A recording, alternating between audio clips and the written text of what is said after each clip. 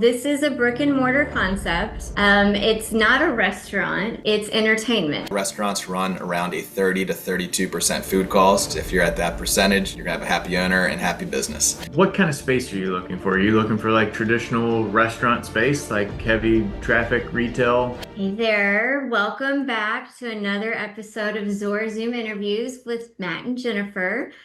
So today we're going to talk to Taste Buds Kitchen. And so just to throw it out there, I am super passionate about this brand. If you're into food, if you're into fun, high margins, repeat revenue, consistent cash flow, it is a recipe for strong ROIs. See, that was I, clever. I like a little fun there. Anyway, Brandon with Taste Buds, welcome. Why don't you introduce yourself and just let us know a little bit about, Taste buds. Awesome. Thanks, Jennifer. Really appreciate it. Yeah, my name's Brandon Johnson. I'm the development director here at Taste Buds Kitchen Franchising. Such a wonderful brand that I'm really excited to share with all your listeners today. I've been with this brand now since January of 2024 and really happy about the growth that we've seen too. So really proud to say that when I inherited this brand, we were at 12 locations. And as of yesterday, hot off the presses, we just hit location number 40. Wow, congrats. Wow, good Thank for you. you. And so this is a brick and mortar concept. It's not a restaurant, it's entertainment, right? Yes, ma'am. Yeah. So what we do is, as we always say, we're not a restaurant. We sell experiences. We don't sell food. So it is a brick and mortar location, 2,000 square feet. And we definitely like to, the cool part about us is we have an audience of ages 2 to 99. So it's a very large casted net that we kind of throw out there. And we do all different fun activities too. So we do summer camps. That's actually our lead revenue generation stream. We also do corporate events, adult date nights, school field trips, and also kids classes too. So everything kind of in between.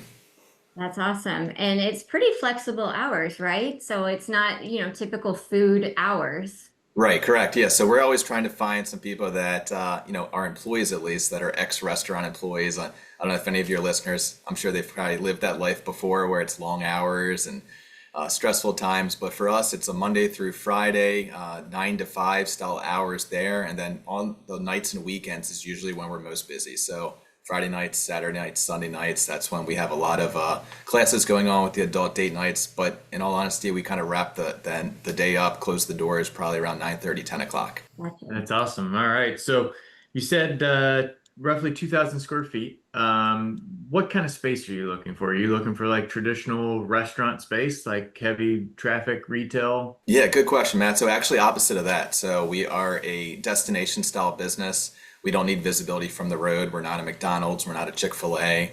Usually people are coming to us, tracking us through their GPS and kind of finding us about that way.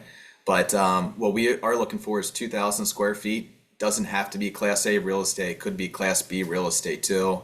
And the coolest part about us is we've partnered with a commercial real estate company, CBRE, Coldwell Banker Real Estate Partners, and they help scout and find the locations for your clients. That's Okay. awesome. And they don't need the heavy restaurant equipment, right? The hoods and grease traps. That's the best part. So yeah, if any listeners ever worked in a restaurant, you know what it looks like in the back of the house in that kitchen. So we are a fully electric establishment. So we use induction burners and convention ovens to do all of our cooking inside. So no need for grease traps, hood vents, any big industrial equipment. I didn't know that part. The other part that I like is there's almost little to no waste, right? Yeah, this is the biggest anomaly, and this is just me coming from the restaurant industry myself. So typically, restaurants run around a 30 to 32% food cost. If you're at that percentage, you're gonna have a happy owner and happy business. So we have perfected the system, and we're at an 8% cost of goods, which is almost unheard of because, like you were saying, Jennifer, there is no waste. We purchase all of our food in advance for the classes, so there is no, throwing away materials or anything like that. And so how do you go about, I guess, kind of breaking this down? Because you talked about summer camps kind of being your lead revenue source, but then date nights and different things. How do you go about getting the customers? What kind of marketing is being done to drive the interest? Yeah, good question. So we have an in-house marketing manager. She's fantastic.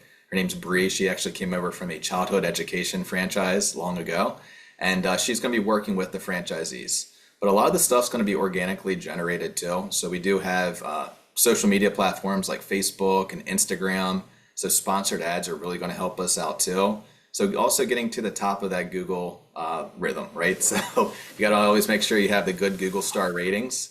And we're very proud to say across the system of our 14 locations that are open, we're sitting at a 4.8 star rating or better in Google.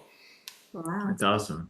So I know because I have seen the item 19 and the FDD. Can you talk anything about how strong these margins are, or is that kind Yeah, of absolutely. I can do that. Well, before I do that, I'd love to kind of talk a little bit about the revenue streams too. So, again, we have those four different big pillars in business. It's going to be camps, birthday parties, adult date nights, and corporate events. So, those four revenue streams that we have, and a pretty good even distribution amongst everything too. So, this is exactly what the item 19 is going to show us. So, kids' summer camps are huge for us. So, from the months of May through September, we are pumping. That's going to be the busiest time for your clients.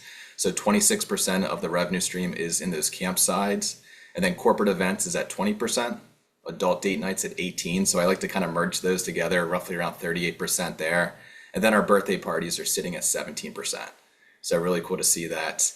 And then one of the things that I think is definitely critical too is it's definitely an experiential brand. So if there happens to be a Taste Buds Kitchen in that home state of wherever your clients are, I would definitely encourage them to go out, see it, take a class, because I think it's definitely going to resonate and they'll get that aha moment of, oh, this is it. It's not a restaurant. It is an experience style event. Yeah, I think I mean, obviously being married, I think it's a unique thing to do, right? So I could totally see that we would take a class. But we would take it, and I know how much we spend on camp for summer camp Oh, each it's no week, other and I thing. would much rather it be something that our kids can help us with and she would enjoy than some of the things that we've had done in the past. Absolutely. Um, Hey, but go back. Jennifer, just to kind of build off that just real quick. So when I inherited this brand back in January of 2024, I wanted to see it, feel it, touch it too. So my son at the time was 3 years old. I took him in for a Saturday morning class, which they call as a caregiver and me. It's just like a daddy and me or a mommy and me style class. Very inexpensive. I think it was around $35 for about an hour. But it was just so cute to have my son in there, put on the Taste Buds Kitchen apron. I think we made homemade Galaxy donuts during that class time period too, and he just had the time of his life. And we took one of those aprons home too. I did the additional payment for that, and now every Saturday morning when we're doing, pancakes with the family and things like that, I say, hey, Dad, wait, let me go get my Taste Buds apron before we get started. So I it's love got that. that nice little family aspect to it as well. Yeah, I love that.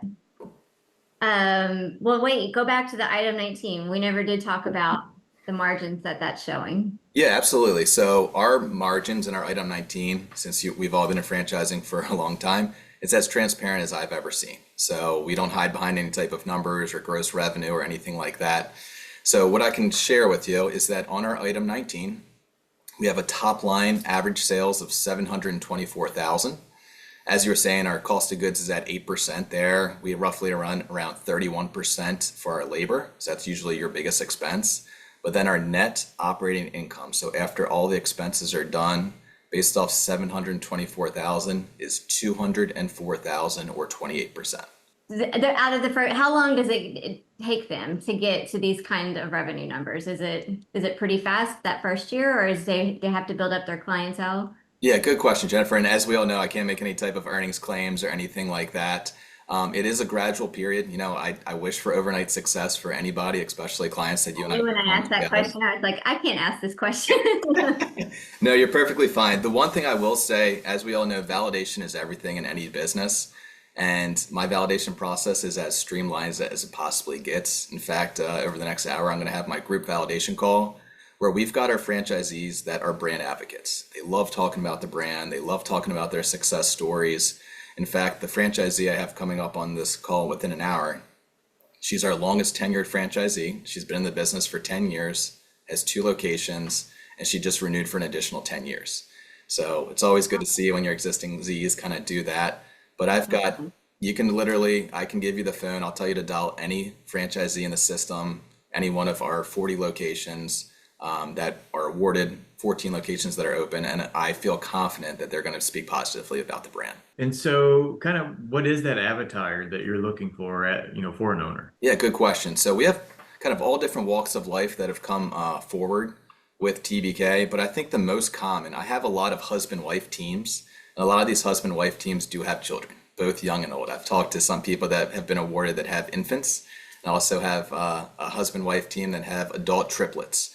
So people coming from an array of different backgrounds, some C-level suites. I've had some people that were chief marketing officers for Coca-Cola, Hershey Chocolate. I also have a lot of people that are exiting corporate America, working for some consulting firms like Accenture, Booz Allen Hamilton, and then some other people that are just trying to be entrepreneurs themselves, and people that are kind of adding to their portfolio. I have one couple that were existing Painting with a Twist franchisees. They had multiple locations, and they just felt like this kind of fit right in that portfolio of businesses they were Yeah. looking for. 100% would, yeah. And what is the investment? What are they looking at? Yeah, so just to give you some accurate figures, let me go to that. So the extra investment is on the low end of 396 to the high end of 516.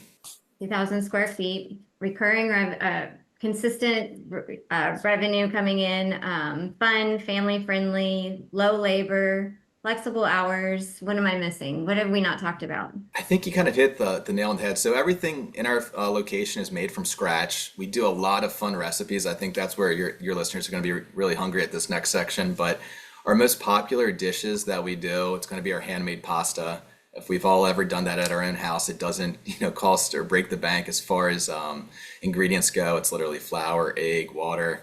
So handmade pasta is one of our most popular classes. We also have tasty Thai, a tour of Italy, which is eggplant parmesan, truffle mushroom risotto, and cannolis for the dessert. And then for the kids side, when they're doing the birthday parties, we're doing made from scratch pizza perfection classes, rainbow cupcakes, sliders and milkshakes, and even battle cupcakes too, so the kids can kind of take over the kitchen and kind of run their own Top Chef. That's awesome. That is awesome. That's fun. I love this. Well, I think we need to buy one. Of course you do. No, we really do love taste buds, and I know that a lot of people are going to love this. It's going to be a big name, I can just tell. So we're excited about it, and thank you for joining us. And hopefully we will be working with you soon. Awesome. It's my pleasure, Matt and Jennifer. Great working with you, and looking forward to working with your candidates again this year. Thank you. Be in touch soon. Thanks. Take care. You too.